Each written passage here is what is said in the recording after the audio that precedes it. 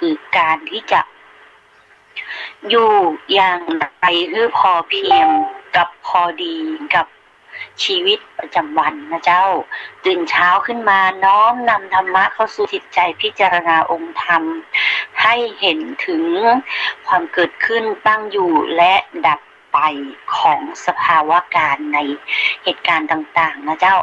เกิดขึ้นตั้งอยู่ดับไปอ้าวทนายปอโควิดยังไม่ดับไปเลยยังไม่หยุดไปหายไปเลยนั่นคือการเกิดขึ้นและการตั้งอยู่นะเจ้าเมื่อมีภัยโควิดโรคร้ายเกิดขึ้นมาภัยโควิดก็ตั้งอยู่แต่สิ่งที่มันดับไปคืออย่างเทศกาลสงกรานต์เจ้ามันเคยมีอยู่นะคะเจ้าเทศกาลสงกรานต์บอกว่าจะวันเนาวันทั้งหลายแหละวันพยาวันนะเจ้าวันปากปีนะเจ้าวันส่งท้ายอย่างกระจ้างเตอะแต่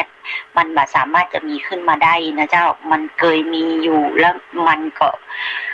เกิดขึ้นแล้วมันก็หยุดไปนะเจ้าก็เกิดขึ้นดั้งอยู่ดับไปในทุกสรรพสิ่งนะเจ้าเหมือนเวลานะเจ้าเวลาก็เกิดขึ้น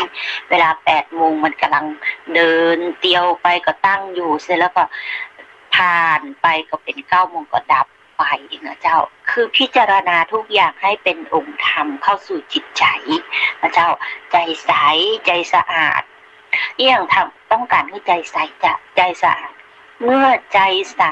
ใจสะอาดจิตใจก็สามารถรับโรคร้ายได้นะเจ้าเชื้อร้ายเข้าสู่ร่างกายมันก็ทำอะไรอย่างเข้ามาได้เพราะว่า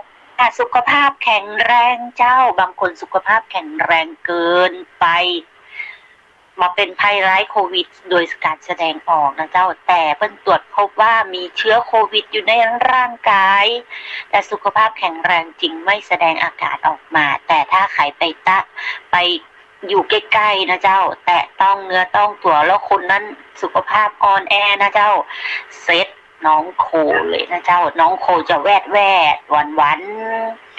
จะหัวดันตั้งแต่หัวจนตีนนะเจ้ามันจะอยู่ล้อมร่างกายเฮานะเจ้าเหมือนที่คุณหมอเพิ่นเอาลง YouTube ว่าเพิ่นใส่ชุดกันน้องโคแล้วเข้าไปตรวจคนที่ติดเชื้อโคแล้วมันตัวโควิดเชื้อโควิดนี่มันก็จะอยู่แถวชุดร่างกายที่เพิ่นใส่นั้นนะเจ้าถ้าบ่ระวังป้องกันดีๆก็